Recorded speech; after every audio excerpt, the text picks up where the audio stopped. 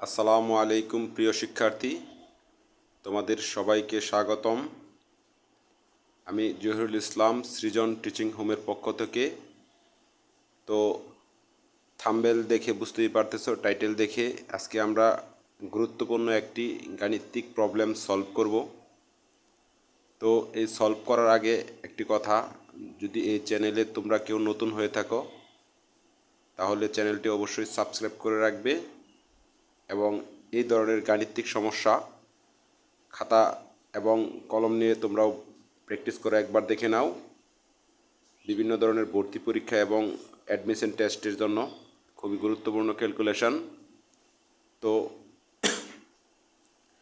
আমরা প্রথমে খেয়াল করি, এটা পুরোটা মিলে একটি অঙ্কের ডাক প্রশ্ন। তো এখানে 5 ভাগ 3 লেখা আছে, ডিভাইডেড আবার 5 গুণ 3 লেখা আছে এখানে, ঠিক আছে। তো এখানে 5 একটি স্বাভাবিক সংখ্যা। একটু ভিডিওটা না টেনে একটু ধৈর্য সহকারে দেখতে থাকো। তো 5 একটি স্বাভাবিক সংখ্যা, এখানে 3 একটি স্বাভাবিক সংখ্যা। তো আমরা জানি এই যে ভাগ চিহ্নটা, এই 3-র অঙ্কের ক্ষেত্রে যার যার চিহ্ন থাকে তার সামনে, যেরকম এই 3-র চিহ্ন কিন্তু ভাগ, ঠিক আছে। এই 5-এর চিহ্ন কোনো চিহ্ন নাই, মানে কোনো চিহ্ন নাই মানে এখানে একটা কি আছে, প্লাস আছে।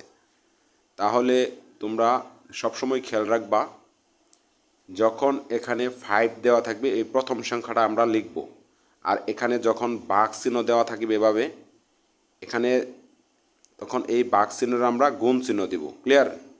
তারপর এরকম যে কোনো স্বাভাবিক সংখ্যার নিচে, এখানে যে কোনো স্বাভাবিক সংখ্যার নিচে একটা 1 থাকে।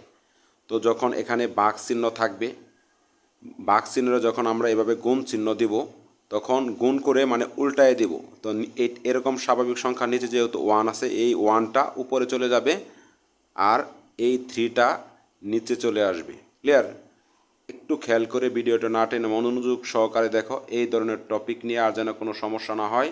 খুব গুরুত্বপূর্ণ ক্যালকুলেশন। তারপর নিচে কি, এই 5-এর সাথে এই 3 কি আকারে আছে, গুণ আকারে আছে, ঠিক আছে। তো আমরা এখানে গুণ করে ফেলি। এই 3 5 15, 3 5 15 15।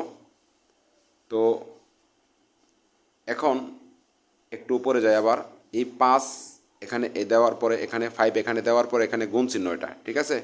তো এটা গুণ চিহ্ন, এটা মানে উপরের সংখ্যা, এটা হচ্ছে উপরের সংখ্যা। এই সংখ্যাটা এই সাইডে থাক আর এই সাইডে থাক, যে কোনো প্রতীক বা সংখ্যার মাধ্যমে বোঝাক না কেন, অবশ্যই এই সংখ্যাটা উপরে দিয়ে দিবা তোমরা। তো এখন আমরা 5 উপরে দিয়ে দিলাম, তারপরে যে 3 নিচে নিচে আছে, তারপরে নিচে কি আছে, 15, ক্লিয়ার। খুব গুরুত্বপূর্ণ একটি ক্যালকুলেশন। ষষ্ঠ থেকে নবম দশম যে কোনো অ্যাডমিশন টেস্ট ভর্তি পরীক্ষায় এই ধরনের গাণিতিক সমস্যা প্রবলেম করতে গিয়ে স্টুডেন্টরা ম্যাক্সিমাম ক্ষেত্রে এখানে ভুল করে। আজকের পর যেন এই টপিক আর ভুল না হয়, একটু মনোযোগ সহকারে শেষ পর্যন্ত দেখতে থাকো। আর চ্যানেলটি যদি সাবস্ক্রাইব করা না থাকে অবশ্যই সাবস্ক্রাইব করে রাখো। যাদের আগে থেকেই সাবস্ক্রাইব করা আছে তারা নতুন এবং পুরাতন সবাই কমেন্ট বক্সে লেখো কে কোন জেলা থেকে, এবং ক্লিয়ার বুঝতে পারতেছো কিনা তোমরা ইনশাআল্লাহ। এখন আবার দেখো 5/3 লেখা আছে, আবার ডিভাইডেড 15 লেখা আছে। তো এই অংশের সাথে এই অংশ আবার কি, ভাগ আকারে। ভাগ আকারে থাকলে প্রথমে এই উপরের অংশটুকু লিখবে আগে, 5/3। তারপরে এই যে ভাগ চিহ্নটা থাকলে তখন আবার গুণ চিহ্ন দিবে। এই ভাগ চিহ্ন তখন কি, প্রথম যে ভাগ অংশটা এইটুকু স্বাভাবিকভাবে এভাবেই লিখবে। তারপরে এখানে যে টান দেওয়া থাকবে এই ধরনের, এই যে রেখাটা, এটা ভাগ চিহ্ন বলে, এটা তখন সাথে সাথে গুণ চিহ্ন দিবে। আর গুণ চিহ্ন মানে নিচে যেটা থাকে ওটা উল্টায় দিবে। দেখো এখানে 15 একটা স্বাভাবিক সংখ্যা, এটা নিচে একটা 1 আছে, এই নিচের 1টা কি উপরে চলে যাবে, ক্লিয়ার। আর যেহেতু এটা উপরের সংখ্যা 15টা কি নিচে চলে আসবে। আশা করি বুঝতে পারতেছ। এখন এই যে এই 5 এই 15 মানে 15-এর সাথে কী আকারে, ভাগ আকারে আছে। 15-এর সাথে কয়বার যায়, 3 5 15। তো উপরে কিছুই নাই, দেখো এখানে কিছুই না, একটা 1 আছে, 1-এর সাথে 1 গুণ করলে কি হয়, 1-এর সাথে এই যে 1 দেখাই দিলাম।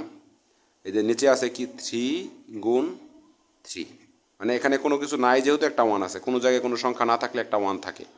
তো 1-এর সাথে 1 হাজারটা ওয়ান একসাথে গুণ করলেও ওয়ান ওয়ানই হবে। আর এখানে 3 আর 3 গুণ করলে 3 3 9 মানে 9 অ্যান্সার।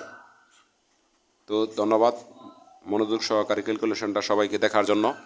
তো এই ধরনের গাণিতিক প্রবলেম সবার আগে পেতে অবশ্যই চ্যানেলটি সাবস্ক্রাইব করে রাখবে। ধন্যবাদ সবাইকে। আসসালামু আলাইকুম।